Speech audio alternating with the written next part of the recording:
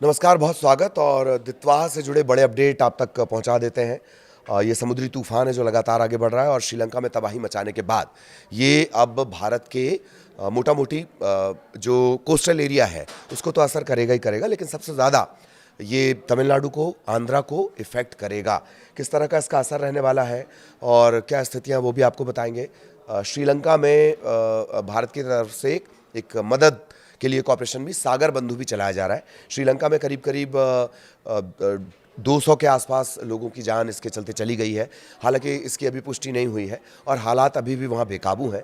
भारत मदद कर रहा है ऑपरेशन सागर बंधु के जरिए, लेकिन ये जो समुद्री तूफान है दित्वाह, ये अब भारत की तरफ आ गया है और तटों से टकराने ही वाला है। कहाँ कहाँ ये असर करेगा, पहले तमिलनाडु का अपडेट आपको देते थे। तमिलनाडु में क्या स्थितियां हैं। तमिलनाडु में 3 लोगों की जान जाने की खबर है। तूतीकोरिन और तंजावुर में दीवार गिरने से हादसा हुआ है। इसके अलावा मयिलादुथुरई, यहाँ पर करंट लगने की घटना सामने आई है। एक युवक की इसमें जान गई है। ये 3 लोग, ये डायरेक्टली इफेक्टेड नहीं है, लेकिन तूफान की वजह से ये जान गई है। और तटीय इलाके हैं जो उन्हें बहुत तेज़ी से वहाँ से लोगों को हटाया जा रहा है। कच्चे मकान गिर चुके हैं। करीब करीब 250 के आसपास जो मकान है वो खाली करवा दिए गए। इसमें झोपड़ी नुमा मकान भी हैं। मछुआरे जहाँ रहते हैं वो तमाम बस्तियाँ हैं वो खाली करवा दी गई हैं। 150 के करीब करीब जानवरों की जान चली गई है, मवेशियों की। और करीब करीब 57,000 हेक्टेयर जो ज़मीन है, खेती वाली ज़मीन बताई जा रही है, ये पानी में डूब गई है। तो तमिलनाडु और पुडुचेरी के तटों से इसके टकराने की बात की जा रही है। और वो जगह जान लीजिए जहां सबसे ज़्यादा असर ये करेगा।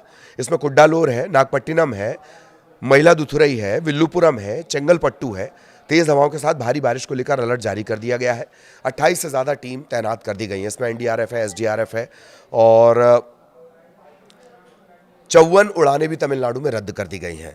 तमिलनाडु में चूंकि अभी सबसे ज़्यादा असर कर रहा है। रास्ता इसका जान लीजिए कि ये श्रीलंका से होते हुए तमिलनाडु और तमिलनाडु के बाद जो आंध्र प्रदेश, वहाँ पर भी इसका असर रहेगा। और कोस्टल एरिया पे तो मोटा मोटी एक असर रहता ही है। बारिश हो जाती है, तेज़ हवाएं चलने लगती हैं, ये तो रहता ही है किसी भी तूफान का। दित्वाह के बारे में एक और दिलचस्प बात जो मैं थोड़ी देर बाद आपको बताऊंगा। इसका नाम यमन ने ये नाम सुझाया है। छोटा लेगून इसका नाम है, छोटी झील आप समझ लीजिए ऐसे। दित्वाह छोटा लेगून जिसे कहा जाता है, सुक्रोटो के पास ऐसी एक जगह है और माना जा रहा है कि उसी से नाम प्रेरित है। हर बार जो समुद्री तूफान होता है उसका नाम अलग अलग, जो जिस एरिया में तूफान प्रभाव डालता है या उस समुद्र से जुड़े जितने देश होते हैं वो अलग अलग नाम रखते हैं। इस बार यमन ने यह नाम सुझाया दित्वाह, जिसका अर्थ है छोटा लेगून। खैर, तो ये जो छोटा लेगून है ये नुकसान बहुत भारी पहुंचा रहा है, वो जान लीजिए। करीब करीब में माना जा रहा है कि 7 से 10 किलोमीटर प्रति घंटे की रफ्तार से ये तेज़ी से आगे बढ़ रहा है। और किस किस राज्य में असर रहेगा, तमिलनाडु, यहाँ पर एनडीआरएफ तैनात कर दी गई है, 14 टीमें हैं। इसके अलावा पुणे, वडोदरा, अगल बगल से भी टीमें तमिलनाडु में भेजी जा रही हैं। रामेश्वरम और चेन्नई सेक्टर में जो ट्रेन है उनके रूट बदल दिए गए हैं। इंडिगो ने जाफना, तूतीकोरिन, तिरुचिरापल्ली यहाँ जाने वाली अपनी फ़्लाइट्स कैंसिल कर दी हैं। कई और फ्लाइट्स भी कैंसिल हुई हैं। पुडुचेरी में असर होगा। पुडुचेरी में एनडीआरएफ तैनात कर दिया गया है। छुट्टियाँ घोषित कर दी गई हैं। आंध्र प्रदेश, इसके बाद तमिलनाडु के बाद ये सबसे ज़्यादा नुकसान पहुंचाएगा वो आंध्र प्रदेश को पहुंचाएगा। आंध्र प्रदेश को भी हाई अलर्ट पर रखा गया है।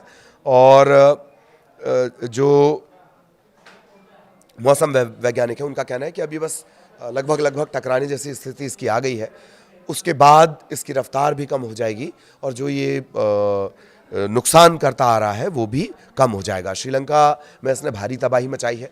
जल प्रलय जैसी स्थितियां दित्वाह के चलते श्रीलंका को इस वक्त उसका सामना करना पड़ रहा है। लोगों के घर डूब गए हैं। रेस्क्यू ऑपरेशन का आलम यह है कि एयरफोर्स वहाँ पर जो रेस्क्यू कर रही है वो लोगों को छत से रेस्क्यू किया जा रहा है। पानी का वहाँ पर ये आलम है। करीब करीब 150 के आसपास लोगों की जानें जा चुकी हैं। वही दित्वाह भारत में एंटर कर चुका है। तमिलनाडु के बाद आंध्रा में ही सबसे ज़्यादा नुकसान पहुंचाएगा। आगे भी इससे जुड़ा अपडेट आप तक पहुंचाएंगे। नमस्कार।